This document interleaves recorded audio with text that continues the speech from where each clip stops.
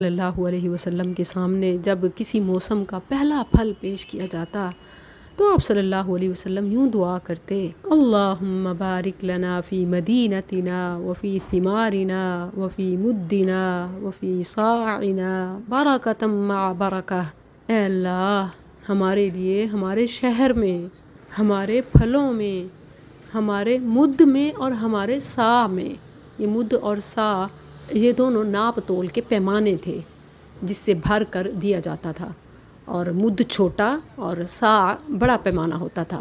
بلکہ 4 مد 1 صاع کے برابر ہوتے۔ نبی کریم صلی اللہ علیہ وسلم اپنے پیمانوں میں بھی برکت کی دعا کرتے،